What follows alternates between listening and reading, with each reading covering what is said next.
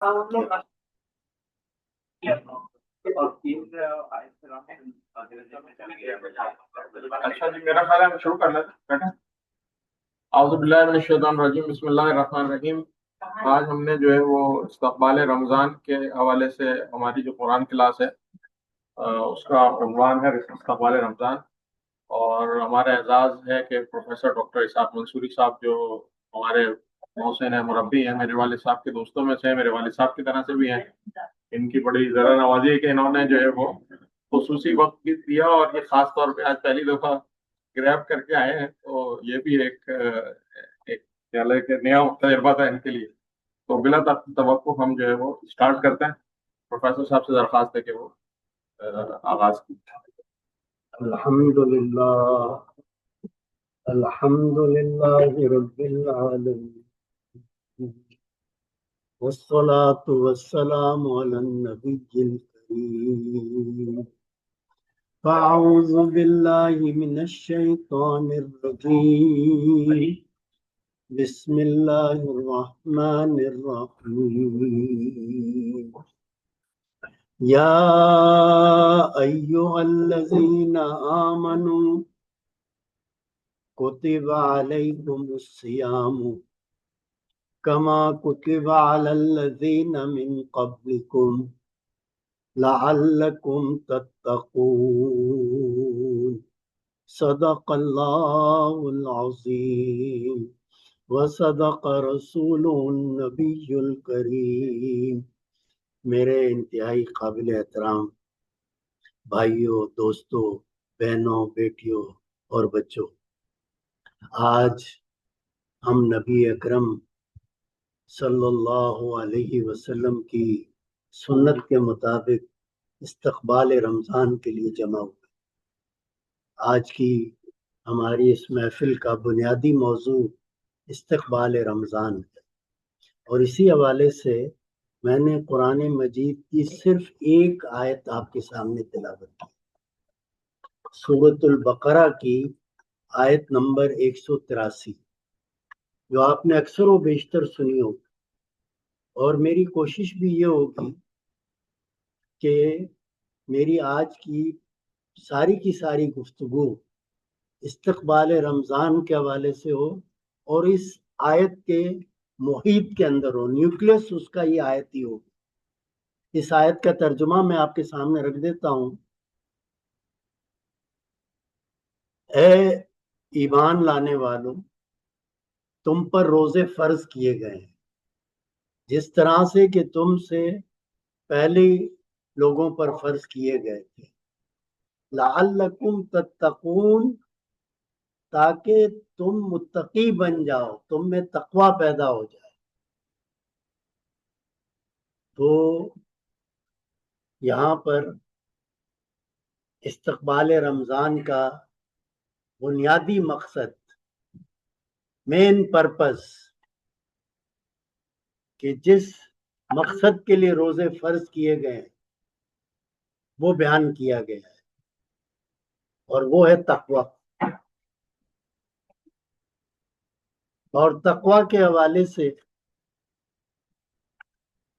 نبی کریم صلی اللہ علیہ وسلم نے اور خود قرآن مجید نے بے شمار مقامات پہ اس کی وضاحت کر دی۔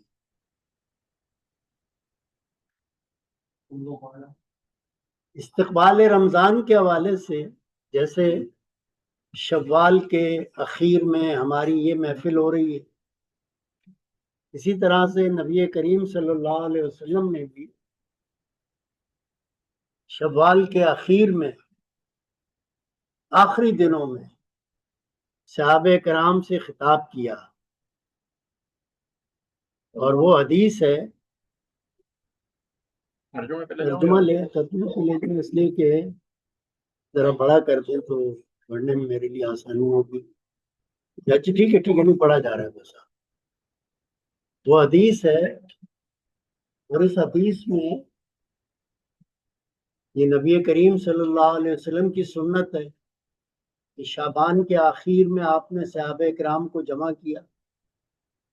حضرت سلمان فارسی رضی اللہ تعالیٰ عنہ سے روایت ہے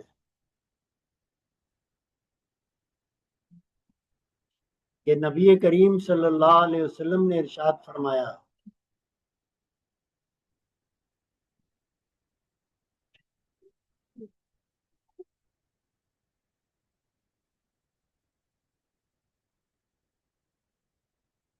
تو کلک کریں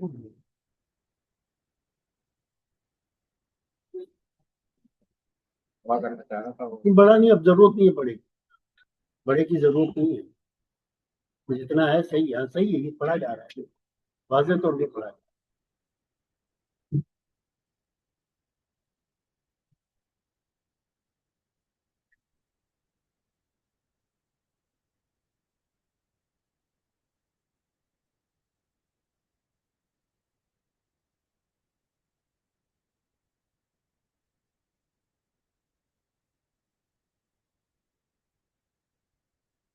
تو ٹھیک ہے، پڑھا جا رہا ہے۔ یہ آج صبح ہی حسن بھائی سے بات ہوئی تو میری بھی کچھ مصروفیات تھیں، جس کی وجہ سے اس اتوار کو حاضری سے میں نے معذرت کی تھی۔ پھر میں نے رات میں پیغام دیا، مجھے صورتحال واضح ہو گئی تو میں نے کہا کہ یہ استقبال رمضان کا پروگرام ہے تو میں پوری کوشش کروں گا کہ گھر والوں کے ساتھ اس میں میری حاضری ہو جائے۔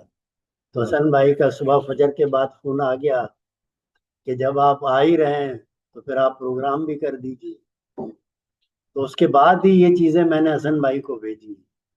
تو یہ سب چیزیں کیا سلائیڈز وغیرہ یہ سب چیزیں حسن بھائی نے بالکل ارجنٹ بیسس پہ بنائی ہیں۔ اللہ تبارک و تعالی ان کو بہترین اجر عطا فرمائے۔ تو حضرت سلمان فارسی رضی اللہ عنہ سے روایت ہے کہ ماہ شعبان کی آخری تاریخ کو رسول اللہ صلی اللہ علیہ وسلم نے ہمیں ایک خطبہ دیا، آپ نے ایک تقریر فرمائی۔ اس میں آپ صلی اللہ علیہ وسلم نے فرمایا، اے لوگو، تم پر ایک عظمت اور برکت والا مہینہ سایہ فگن ہو رہا ہے، آ رہا ہے، آنے والا ہے۔ ہمارے ساتھ بھی یہی صورت ہے۔ اس مبارک مہینے کی ایک رات شب قدر 1000 مہینوں سے بہتر ہے۔ اس مہینے کے روزے اللہ تعالیٰ نے فرض کیے ہیں اور اس کی راتوں میں بارگاہ خداوندی میں کھڑا ہونا، تہجد کے لیے، تراویح کے لیے، نوافل کے لیے، نفل عبادت کو مقرر کیا ہے، جس کو نفل قرار دیا ہے، نافلۃ اللہ کا، یعنی یہ فرض نہیں ہے، سنت ہے یہ، اور بڑا ثواب رکھا ہے۔ وہ شخص اس مہینے میں اللہ کی رضا اور اس کا قرب حاصل کرنے کے لیے کوئی غیر فرض عبادت، نفل یا سنت ادا کرے گا تو اس کو دوسرے دنوں کے فرضوں کے برابر اس کا ثواب ملے گا۔ فرضوں کا ثواب بہت زیادہ ہے، اور اس مہینے میں فرض ادا کرنے کا ثواب دوسرے دنوں کے 70 فرضوں کے برابر۔ اس کا مطلب یہ کہ ہماری کوئی فرض نماز بلا جماعت نہ ہونے پائے، اور یہ اہتمام ہمیں ابھی شعبان سے ہی شروع کر دینا چاہیے۔ میرے لیے تو یہ آسان ہے، کہنا بھی آسان ہے،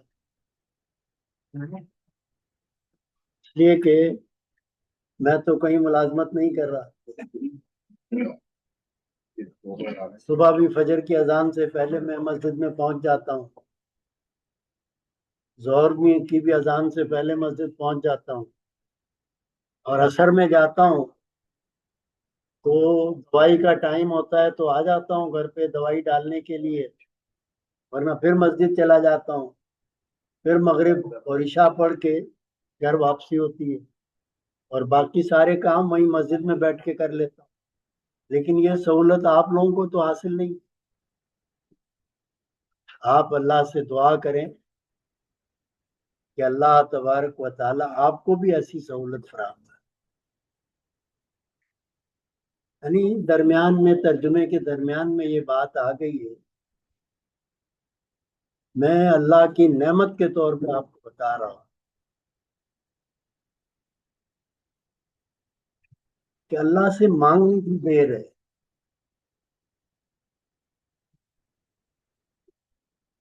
اس کے پاس دینے میں کوئی کمی نہیں۔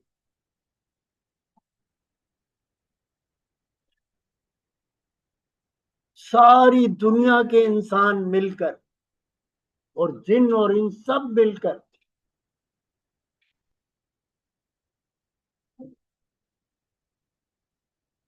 یہ زمین اور آسمان اور اس سے ہزاروں گنا زیادہ اللہ سے مانگ لیں تو وہ سب کو عطا کر دے، تب بھی اس کے خزانے میں ایک پانی کے قطرے کے برابر کمی نہیں ہے۔ اصل میں کمی ہمارے مانگنے میں۔ تو بہرحال میں اللہ سے یہ ہمیشہ دعا کرتا ہوں کہ یا اللہ مجھے ایسی زندگی عطا کر کہ آپ کی عبادت، آپ کا ذکر کرنے میں میرے لیے کوئی رکاوٹ نہ بنے۔ اللہم یسر لی، اللہ میرے لیے آسانی پیدا کر۔ اس میں سب آ گیا، آپ نے جو جامع دعا کی کہ اللہ میرے لیے آسانی پیدا کر، تو اللہ تبارک و تعالیٰ سب چیزوں میں آسانی پیدا کر۔ تو یہاں پہ فرمایا یہ صبر کا مہینہ ہے اور صبر کا بدلہ جنت ہے۔ کیا آدمی نے کھانا نہیں کھایا ہوتا ہے تو صبر کا امتحان ہوتا ہے، تو آدمی کبھی گھر میں اس کا صبر کا پیمانہ لبریز ہو جاتا ہے، باقی نہیں۔ روزہ رکھنے کے بعد تم نے صبر کرنا۔ عام دنوں میں جو تم تھوڑا بہت غصہ ہو جاتے تھے اور تھوڑا بہت اپنی پروفیسری اور افسری جو جھاڑا کرتے تھے گھر میں، اب رمضان کے مہینے میں تم نے نہ پروفیسر بننا ہے نہ افسر بننا ہے، اس لیے کہ یہ صبر کا مہینہ تمہارے صبر کا امتحان ہے۔ یہ ہمدردی اور غمخواری کا مہینہ ہے جس میں مومن بندوں کے رزق میں اضافہ کیا جاتا ہے۔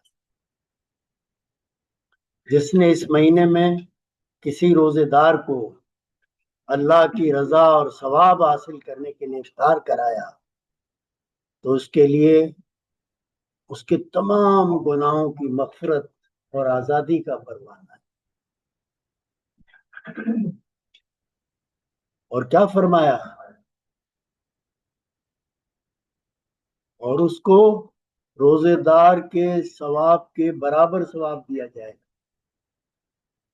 اور اس روزے دار کے ثواب میں کوئی کمی نہیں کی جائے۔ تو الحمدللہ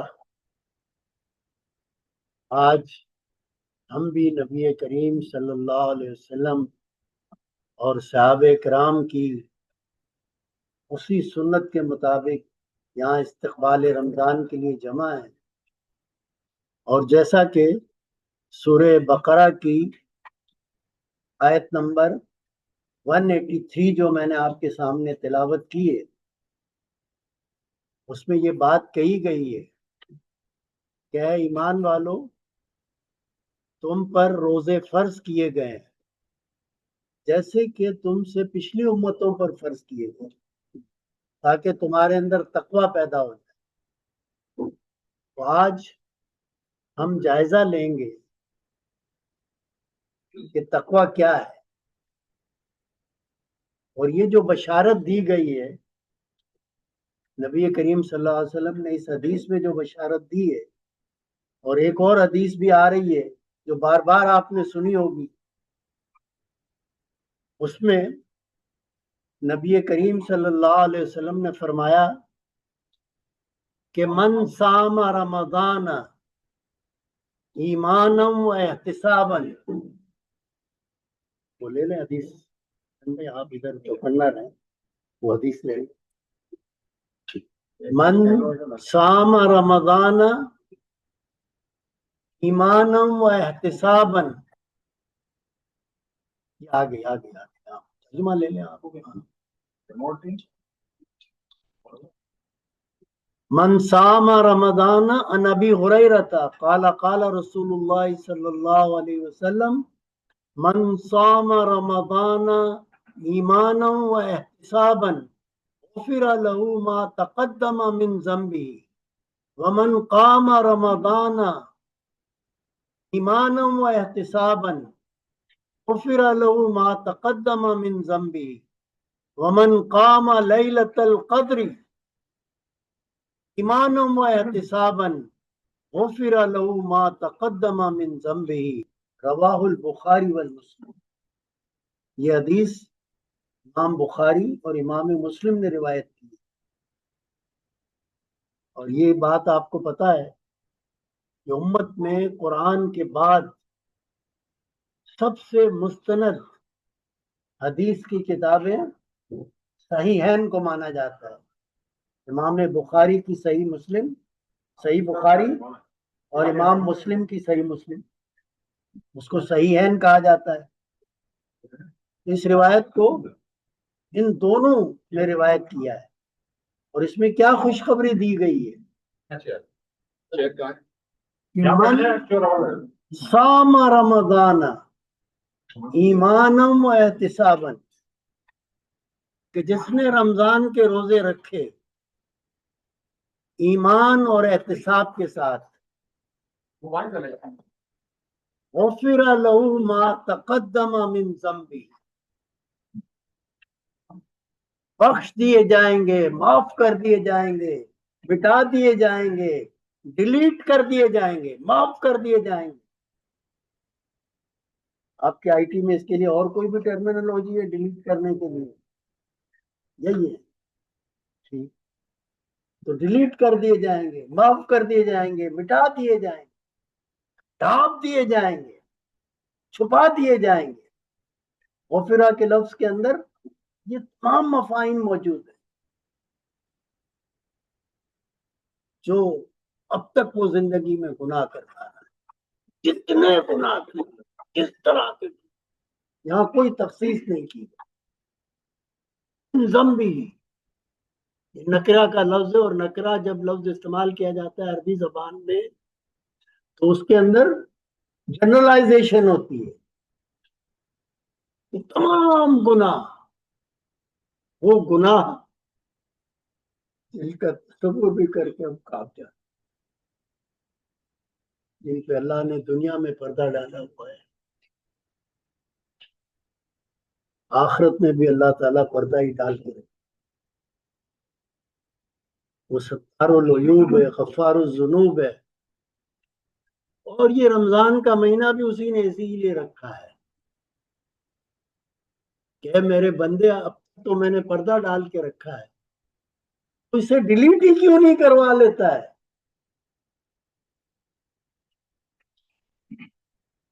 اور ایسا ڈیلیٹ کرے گا کہ کمپیوٹر کے کسی جگہ پر نہیں موجود ہوگا، کوئی فرشتہ کوئی اس کو نہیں دیکھ سکے گا، وہ دوبارہ انسٹال نہیں ہو سکے گا۔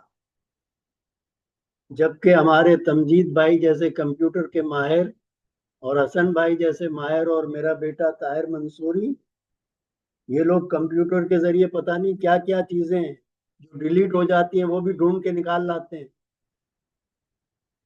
لیکن اللہ تبارک و تعالیٰ جب ڈیلیٹ کرے گا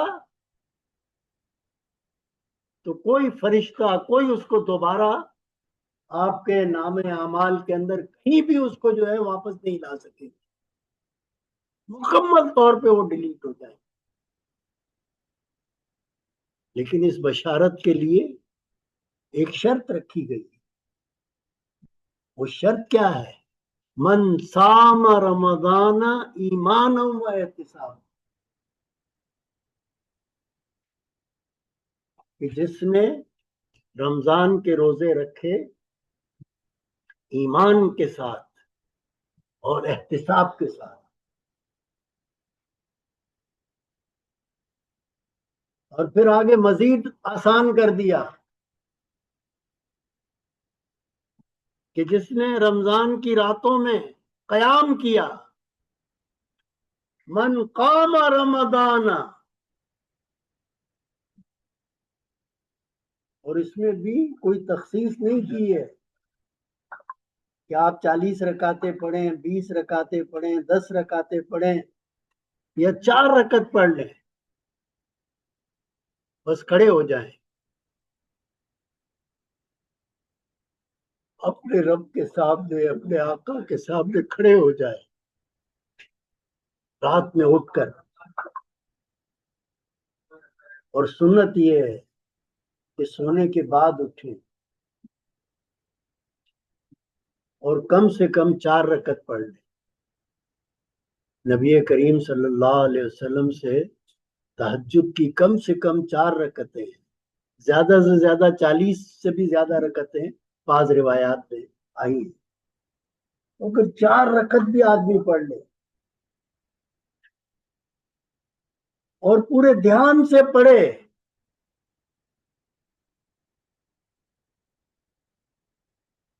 یا ایھا المزمل قم اللیل الا قلیلا،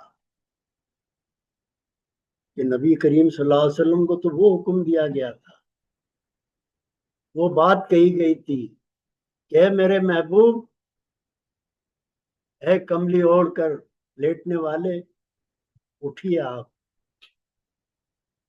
یا ایھا المزمل قم اللیل الا قلیلا، کہ اب اللہ کے بندوں تک اللہ کے دین کی دعوت آپ نے پہنچانی۔ وہ مکے کا شہزادہ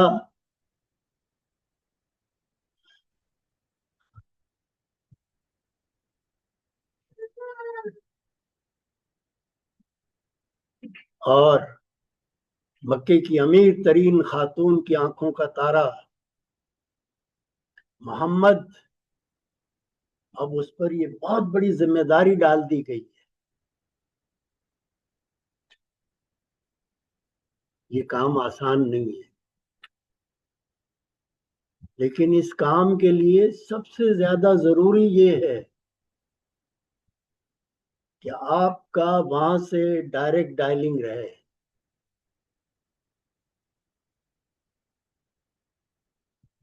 جیسے ہمارا جو ڈائلنگ سسٹم ہوتا ہے وہ ڈسٹرب ہو جاتا ہے تو کوئی چیز نہیں آتی ہے، پھر لیپ ٹاپ پہ بھی نہیں آتی ہے، موبائل پہ بھی نہیں آتی ہے، کہیں بھی نہیں آتی۔ تو کہا کہ اس سسٹم کو آپ اسٹرانگ کریں، تو اس سے ہمیں بھی رہنمائی ملتی ہے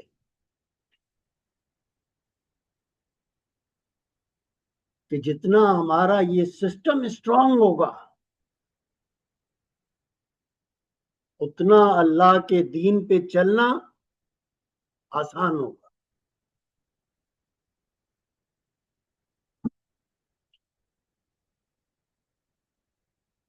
اور جتنا یہ سسٹم کمزور ہوگا، ہمارے کئی دوست جو ہیں کمپیوٹر سے وابستہ ہیں، میں تو اس کی ڈیٹیل سے واقف نہیں ہوں، لیکن سسٹم جب ڈسٹرب ہوتا ہے تو آپ دیکھتے ہیں کہ سب چیزیں ڈسٹرب ہوتی ہیں اور آدمی بیزار ہو جاتا ہے کہ بند کرو کمپیوٹر۔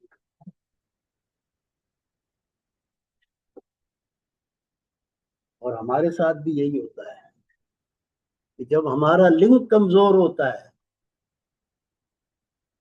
تو ہمارے لیے نماز پڑھنا بھی مصیبت بن جاتی ہے، ہمارے لیے زکوٰۃ دینا بھی مصیبت بن جاتی ہے، ہمارے لیے روزہ رکھنا بھی مشکل ہو جاتا ہے، ہمارے لیے سچ بولنا بھی مشکل ہو جاتا ہے، نبی کریم صلی اللہ علیہ وسلم کی سنتوں پہ چلنا بھی مشکل ہو جاتا ہے،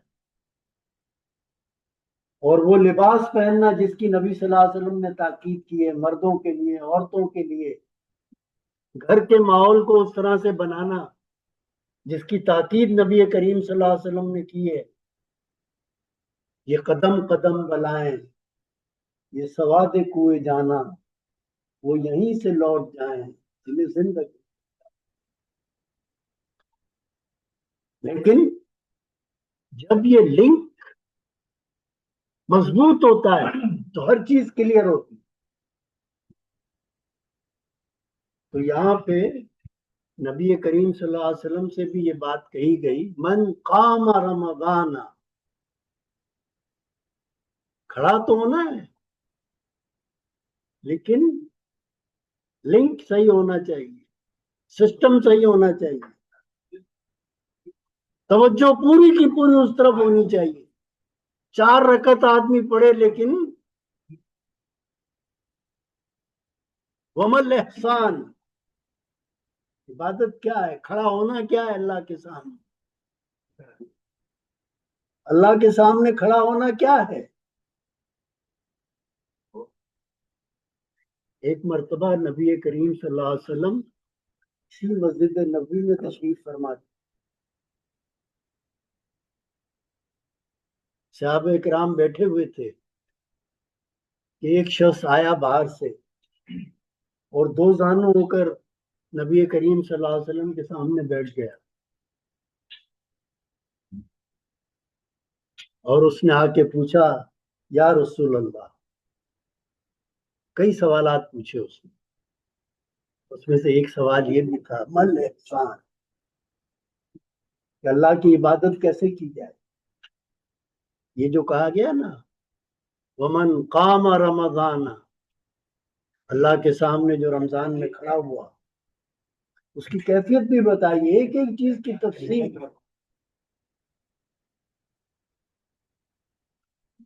میرے بھائیوں، میری بہنوں، میری بیٹیوں، ہم قرآن پر اور نبی کریم صلی اللہ علیہ وسلم کی حیات طیبہ پر اور آپ کی احادیث پر صحیح طرح سے غور کریں تو زندگی کے ایک ایک معاملے کے اندر میں وہاں رہنمائی نہیں.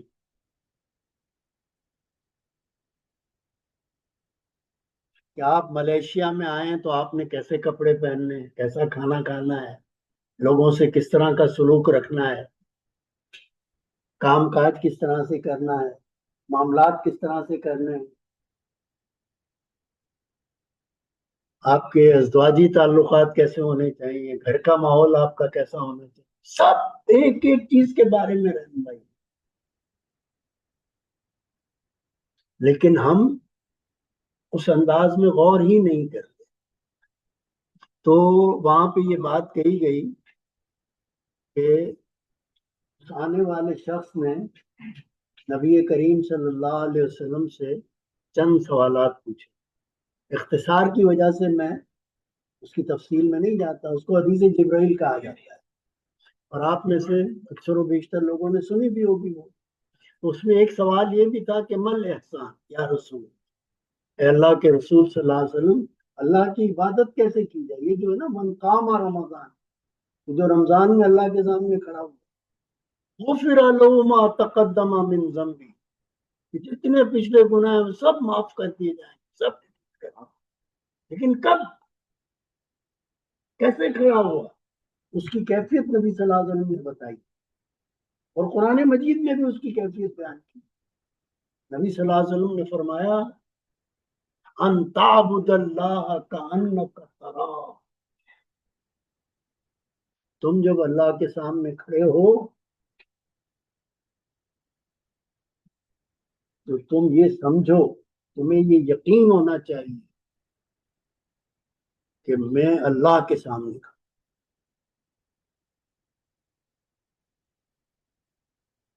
بہت بڑی بات ہے. سچی بات یہ ہے کہ یہ کیفیت بہت ہی کم لوگوں کو حاصل ہے. یہ ولایت کا اور عبادت کا اعلیٰ ترین مقام، لیکن مایوس ہونے کی ضرورت نہیں. میرے بھائیوں، اگر پورے رمضان میں چند لمحات بھی ایسے مل گئے تو سمجھ لیجیے بڑا پار. چند لمحات بھی ایسے مل گئے کہ جب ہم پر یہ کیفیت طاری ہو گئی کہ میں اللہ کو دیکھ رہا ہوں اور اللہ مجھے دیکھ. وہ جو کسی شاعر نے کہا ہے نا، زاہد شراب پینے دے مسجد میں بیٹھ کر.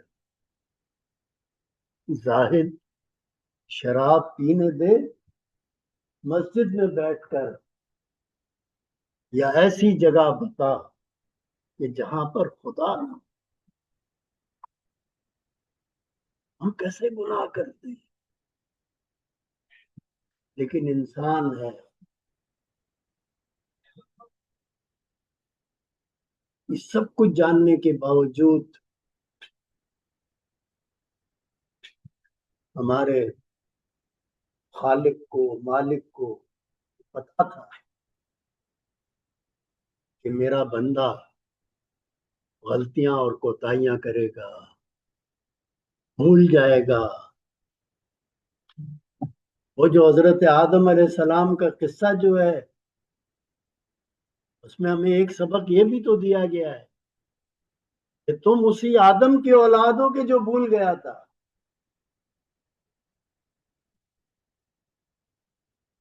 اس سے غلطی ہو گئی تھی. وَلَمْ نَجِدْ لَهُ عَزْمًا، ان کا عزم نہیں تھا کہ کوئی چیز آدمی سڈنلی کر لے اور ایک ایک بہت پری پلان انداز کے اندر ہو، اس کو عزم کہا جاتا ہے. اب یہ کہ یہ تو شاہد بھائی بتائیں گے یا حسن بھائی بتائیں گے کہ بھئی عزم سے پہلے آدمی جو کچھ کرتا ہے وہ کیا ہوتا ہے. یہ سائیکولوجی کے ماہرین بتائیں گے، نفسیات کے ماہرین. تو بہت ساری غلطیاں ایسی ہوتی ہیں کہ جس کا ہمارا عزم نہیں ہوتا ہے. مثال کے طور پہ ہم رات کو سوتے ہیں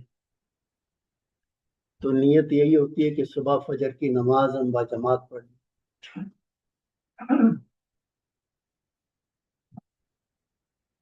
میں روزانہ فجر کی اذان سے 1 گھنٹہ پہلے اٹھ جاتا ہوں عام طور پہ. آج میری آنکھ اس وقت کھلی، عجیب بات ہے کہ جب اذان ہو رہی، سائبر جایا 10 کی مسجد میں اذان ہوتی تو اس کی ہلکی سی آواز ہمارے گھر پر بھی آ جاتی. تو میں نے کہا یہ آج تو میرے ساتھ بڑا عجیب ہوا ہے. تو میں نے کھٹا کھٹ وضو کیا اور مسجد پہنچ گیا.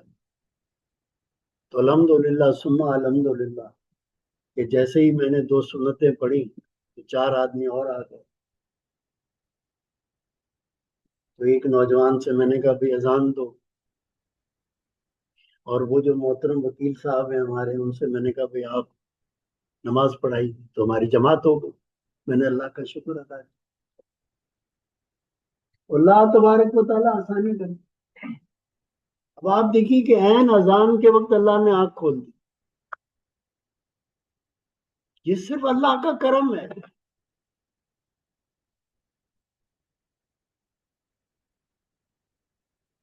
تو یہ بات کہی گئی ہے کہ رات کو اٹھیں، لیکن عبادت ایسی ہونی چاہیے کہ کأنک تراہ فإن لم تکن تراہ. اگر یہ مقام آپ کو حاصل نہ ہو کہ آپ اللہ کو دیکھ رہے ہیں. وہ مختلف صوفیاء نے، مختلف بزرگوں نے اور مختلف علماء کرام نے یہ بات ہمیں سمجھائی ہے نا کہ جب آپ سجدہ کریں تو آپ یہ سمجھیں کہ اللہ کے پیروں کے اندر آپ اپنا سر رکھیں. وہ کیا کیفیت ہوگی.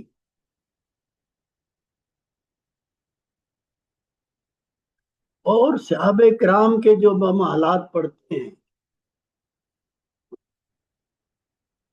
ہمارے جماعت اسلامی کے مطالعہ لٹریچر کے اندر وہ کتاب بھی شامل ہے کہ خاصان خدا کا خوف آخرت، خاصان خدا کی نمازیں. ہم جب اسلامی جمعیت طلبہ کے کارکن اور رکن تھے تو ہمیں یہ کتابیں پڑھائی گئی تھیں. اور سچی بات یہ ہے کہ آج اس دور پہ رشک آتا ہے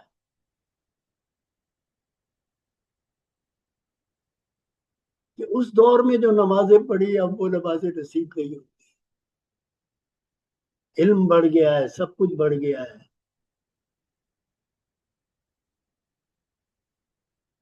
لیکن وہ نظر کرم جو تھی، جوانی کی عبادت جو ہے، تو آپ میں سے کئی جوان ہیں اس موقع کو غنیمت جانے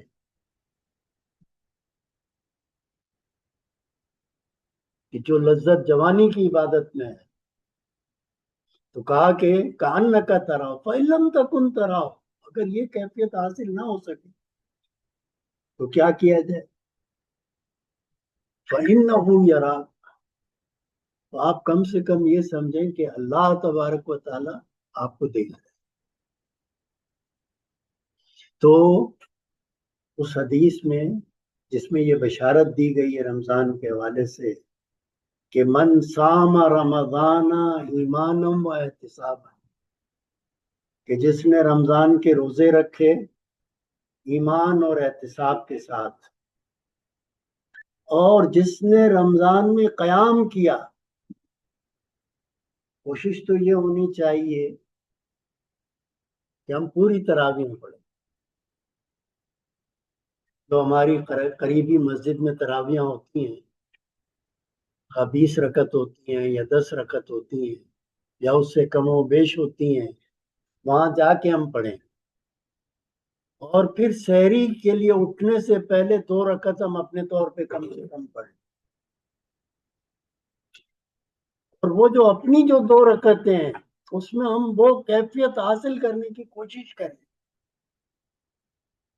اور آپ یقین جانیے کہ کوشش کرنے میں اگر آپ 10% بھی کامیاب ہو گئے تو آپ کو 100% مارکس ملے گے، 100% مارکس ملے گے.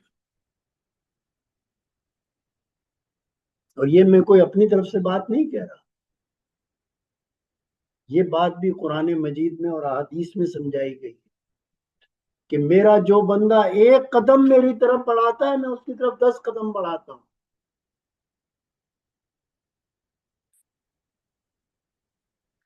تو وقت کتنا اب باقی ہے یا ختم ہو رہا ہے؟ آپ چلیے اگلی حدیث کو اب لے لیجیے آپ اسی حوالے سے، اس کے بعد والی جو ہے.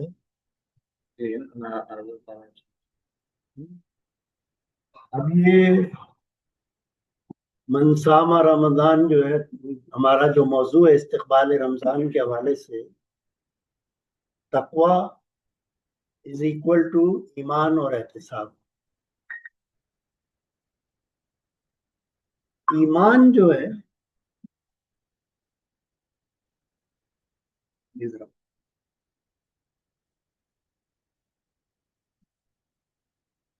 یہ جناب میری آنکھوں کی دوائی کا ٹائم ہو گیا ہے، لیکن بہرحال ابھی پروگرام ہم کر لیتے ہیں. تو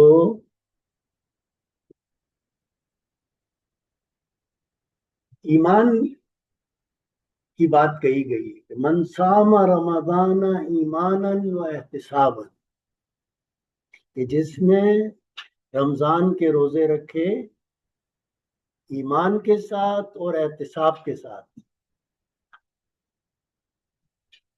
ایمان ایک مکمل موضوع ہے،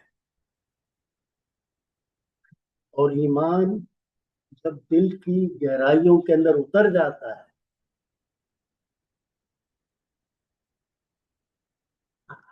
تو پھر سب کچھ آسان ہو جاتا ہے. ہمارے حسن بھائی بھی اپنے درس میں بار بار، میں نے ان کے مختلف درس سنے ہیں آ کر بھی اور آن لائن بھی، یہ بھی بار بار ایمان کے حوالے سے بات کہتے رہتے ہیں کہ ہمارا ایمان ہے کہ اگر ہم سگنل پر گاڑی کھڑی کر کے چلے جائیں گے، یا تو کوئی آ کے ہماری گاڑی کو ڈسٹ کرے گا، ورنہ کم سے کم چالان تو ضرور ہوگا، جرمانہ ضرور۔ اور ہمیں اس کا 100% یقین ہے، اس لیے سے ہم میں سے جو کاہل سے کاہل ترین آدمی ہے، جو بحر الکاہل ہے، سستی میں جو بحر الکاہل ہے، وہ بھی اپنی گاڑی سگنل پہ کھڑی کر کے نہیں آتا ہے، لیکن نماز میں ہم سستی کر جاتے۔ اب آپ دونوں کو سامنے رکھیں، ٹیلی کریں، آپ خود رزلٹ سامنے آ جائے گا۔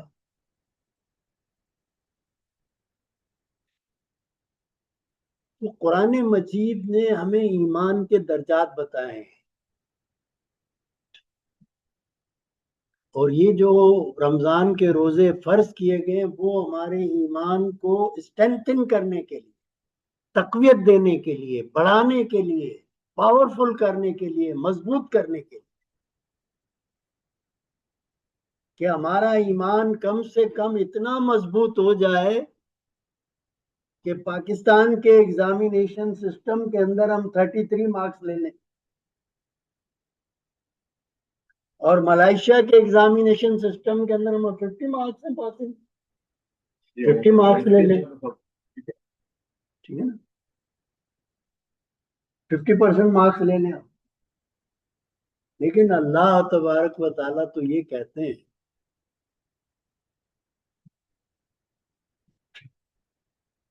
کہ میرے ایگزامینیشن میں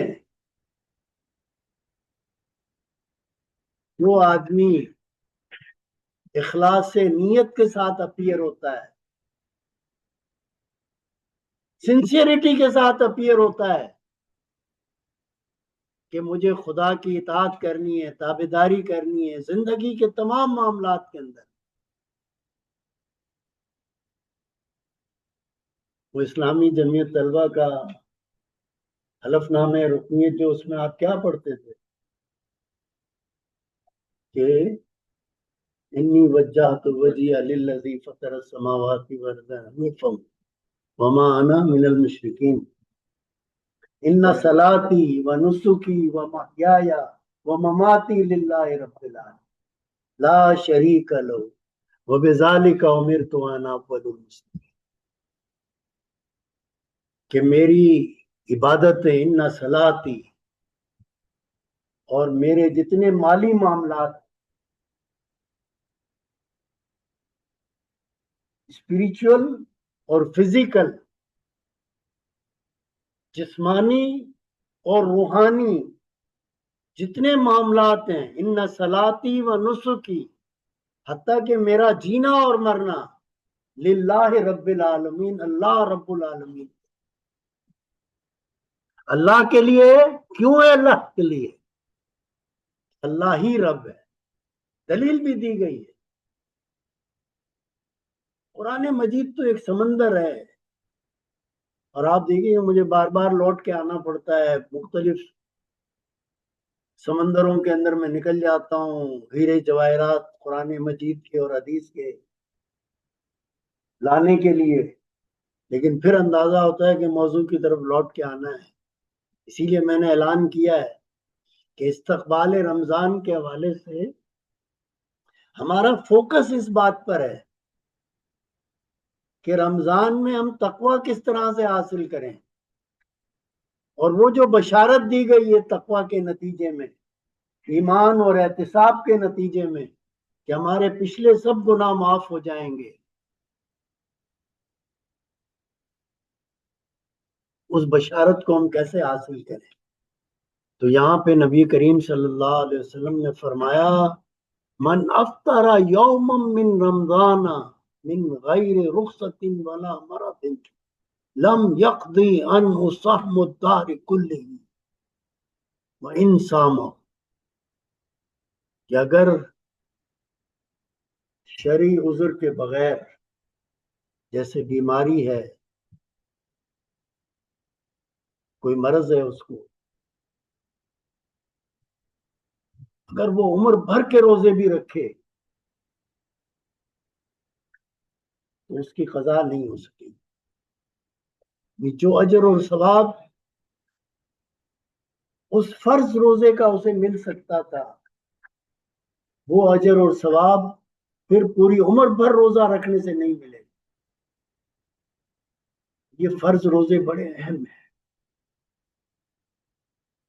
کسی وجہ سے بھی ہمارے گھر والوں کے، بچوں کے، کسی کے بھی روزے جو ہیں وہ چھوٹنے نہ پائیں۔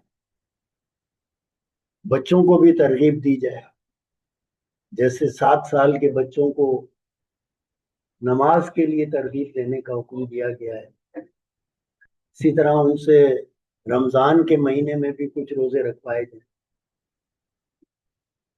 پہلے ان سے آپ آدھے دن کا روزہ رکھوا لیں، سحری میں اٹھ گئے، آپ کے ساتھ سحری کی، پھر دن میں 12-1 بجے پیٹ بھر کے کھا لیا، ان سے کہہ دیا ابھی تمہارا آدھا روزہ ہو گیا، پھر دوسرے دن جو ہے دوپہر کو کھا لیا تو افطار تک ان کو کہا کہ بھئی اب افطاری ساتھ کریں گے، پھر ان سے کہا تمہارا آدھا روزہ ہو گیا۔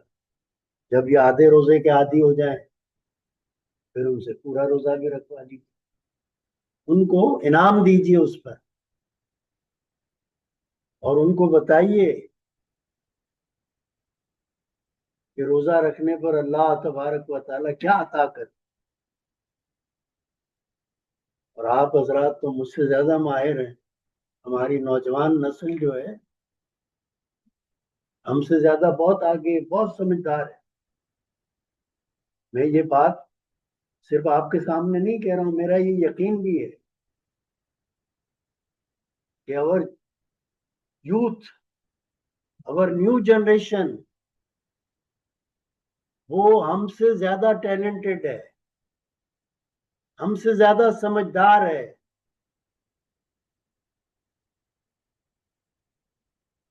تو آپ بہتر انداز میں دین کو سمجھ بھی سکتے ہیں، اس لیے کہ آپ کے پاس سمجھنے کے وسائل بہت ہیں۔ اور یہ بھی آپ یقین جانیے کہ لا یکلف اللہ نفسا الا وسعها،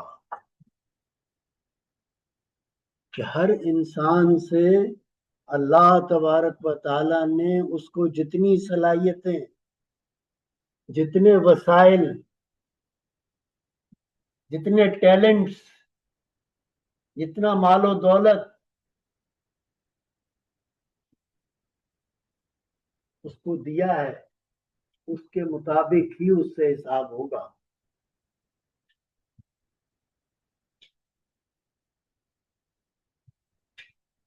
اگر احمد کروڑ پتی ہے اور وہ کسی فقیر کو 1,000 روپے دیتا ہے تو اس نے کوئی بڑا کمال نہیں۔ محمد مزدوری کر رہا ہے اور مزدوری کرنے کے باوجود وہ اپنے غریب ساتھی کو روزہ افطار کروا دیتا ہے، ایک ٹکا اور ایک روغنی نان لے کر اس کو پیش کر دیتا ہے کہ بھئی یہ میری طرف سے آپ کے لیے افطار ہے۔ ہو سکتا ہے کہ احمد کے 1,000 روپے سے لاکھوں گنا زیادہ اس کو اجر ملے۔ تو اس حساب سے ہم سب کو سوچ لینا چاہیے کہ یہاں پر نبی کریم صلی اللہ علیہ وسلم نے رمضان میں یہ بات بھی فرمائی، وہ حدیث میں نے بھیجی افطار کروانے والی، دیکھیں اگر ہے تو وہ کوئی بچہ نہیں۔ اصل میں یہ سب باتیں میں یاد دہانی کے لیے، آپ سب ماشاءاللہ پڑھتے بھی رہتے ہیں، اور قرآن مجید بھی یہی کہتا ہے وَذَكِّرْ فَإِنَّ الذِّكْرَىٰ تَنفَعُ الْمُؤْمِنِينَ، کہ آپ دہرائیے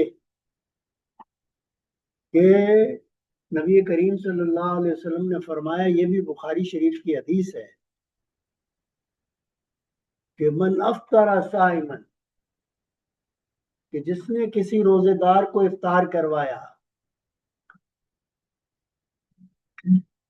تو اس کو روزے دار جس کو اس نے افطار کروایا ایک روزے دار کے برابر اس کو ثواب ملے گا، روزہ رکھنے کا ثواب، اور جس کو اس نے افطار کروایا اس کے اجر میں سے کوئی کمی نہیں۔ تو ہمارا روزہ تو پتہ نہیں قبول ہو یا نہ، لیکن ہم جسے افطار کروا رہے ہیں، اب افطار کروانے کی کئی صورتیں ہوتی ہیں کہ آپ ایک کمپنی کے مالک ہیں، آپ اپنے ملازمین کے لیے افطار رکھیں، اس میں آپ کو 4 گنا ثواب ملے گا،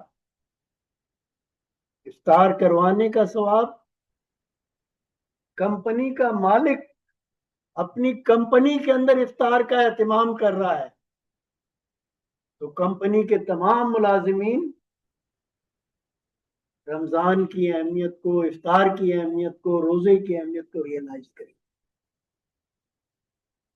یہ صرف اس کو افطار کروانے کا ثواب نہیں ملے گا، اتنا ثواب ملے گا کہ وہ کہے گا کہ یا اللہ میں نے تو یہ اعمال کیے بھی نہیں تھے، اور اس وقت اللہ تعالیٰ فرمائیں گے کہ تم نے اپنے کمپنی کے لوگوں کو افطار پہ بلایا تھا، یہ اس کا ثواب۔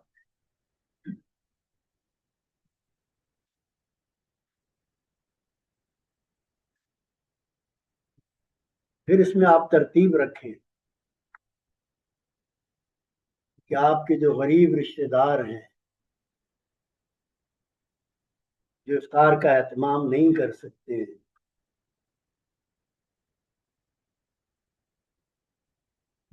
ان کو، اب تو یہاں ملائیشیا میں ہے تو یہاں سے آپ ان کو افطار گفٹ بھیج دیں، 5,000 روپے، 10,000 روپے، جتنی آپ کی استطاعت ہے ان کو آپ بھجوا دیں کہ بھئی میری اس رقم سے آپ افطار کر لیجیے۔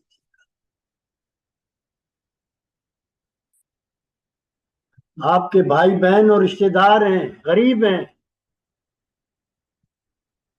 تو ان کے لیے آپ مزید اہتمام کر سکتے ہیں کہ وہ لاہور میں ہیں، کراچی میں ہیں، اسلام آباد میں ہیں، تو وہاں سے کسی دن آپ نے افطار پیکج لیا اور ان کے گھر پہ ڈیلیور کروا دیا سڈنلی۔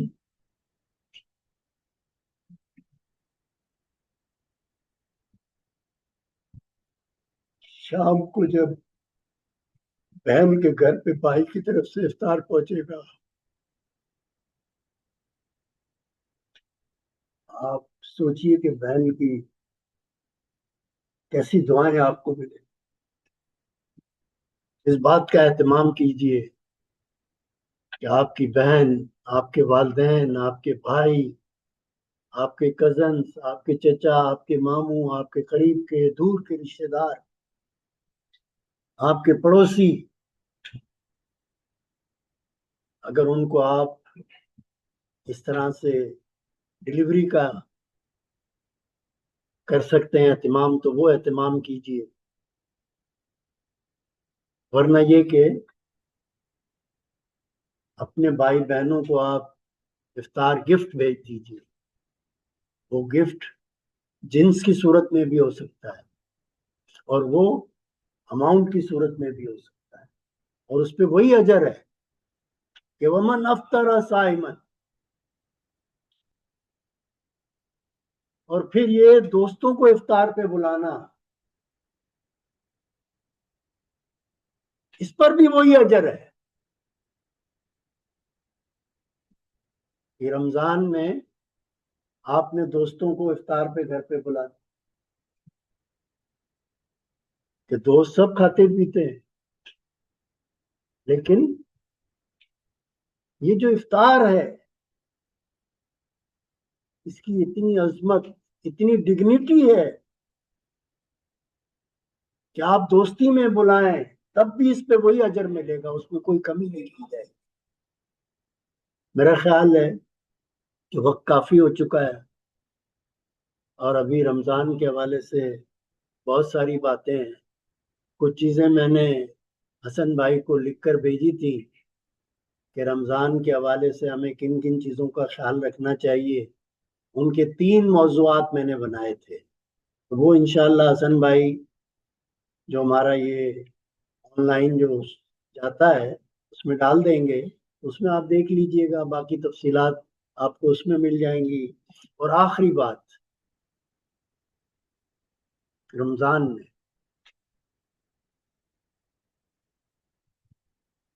کہ لیلۃ القدر کو تلاش کیجیے، شب قدر کو تلاش کیجیے.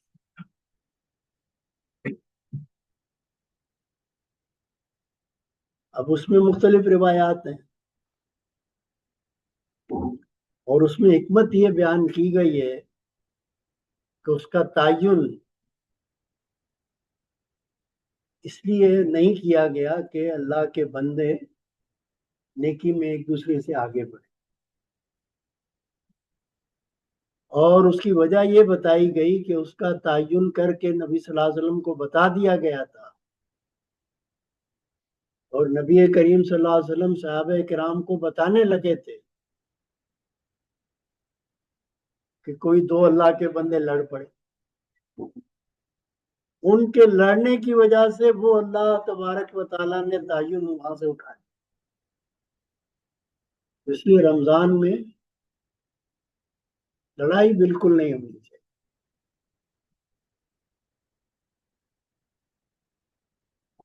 بیگم جو کچھ ناشتہ رکھ دیں خاموشی سے کر لیجئے، اس کی تعریف کیجیے سحری میں، افطاری میں.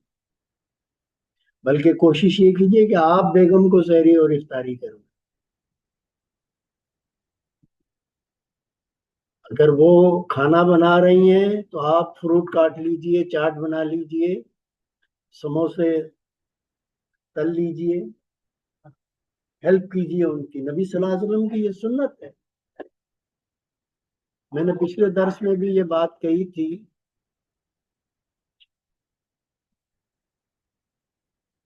کہ بندے مومن کے بارے میں یہ بات کہی گئی کہ وہ عقل مند ہوتا ہے. آج کے دور میں یہ جو پوری دنیا میں پروپیگنڈا ہو رہا ہے کہ مسلمان دنیا کے اندر، مسلم دنیا میں عورتوں کو حقوق نہیں دیے جاتے، حقیقت ہے یہ. تمجید بھائی تحقیق اور ریسرچ کا کام کرتے ہیں، یہ اس پہ تحقیق اور ریسرچ کر کے بتائیں گے. اور باقی دوست بھی کرتے ہیں تحقیق اور ریسرچ، اور میں ریسرچ جرنل کا ایڈیٹر رہا ہوں، اور میں نے اس پہ 10 مقالات شائع کیے ہیں مردوں اور عورتوں کو. اور میں یہ تسلیم کرتا ہوں کہ مسلم دنیا کے اندر عورتوں کو وہ حقوق نہیں دیے جاتے ہیں جو اسلام نے دیے. اب اس کی بے شمار وجوہات ہیں، تو وہ حقوق دینے کی آپ کوشش کیجیے. یعنی وہ نام نہاد حقوق نہیں، وہ حقوق جو اسلام کہتا ہے. اور سب سے بڑا حق کیا ہے کہ عورت جو ہے وہ نفسیاتی طور پہ، ذہنی طور پہ مطمئن ہو.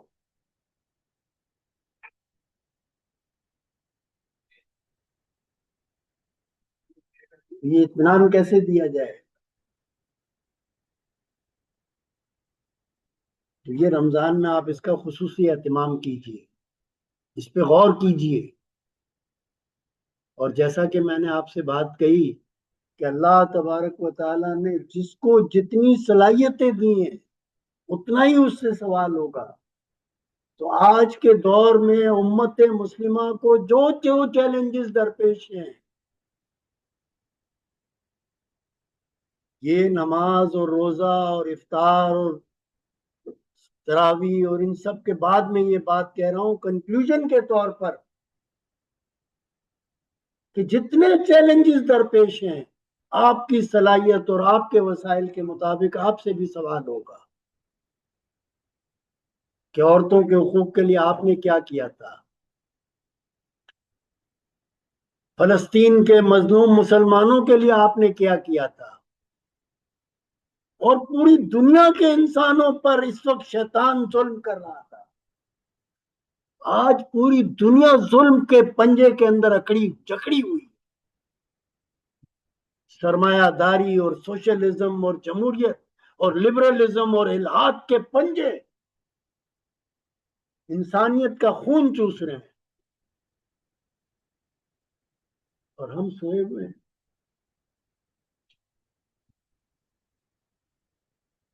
ہمیں تو اس لیے بھیجا گیا تھا لِيُخْرِجَ النَّاسَ مِنَ الظُّلُمَاتِ إِلَى النُّورِ، کہ لوگوں کو ان ظالموں کے پنجوں سے چھڑائیں، ان کو امن دیں، ان کو سکون دیں، اطمینان دیں، راحت دیں، ان کو دنیا کی خوشحالی اور کامیابی بھی دیں اور آخرت کی کامیابی بھی دیں۔ وآخر دعوانا ان الحمد للہ رب العالمین۔ کوئی سوالات ہوں، اگر سوال کوئی بھی کرنا چاہیں تو سوال کر سکتے ہیں۔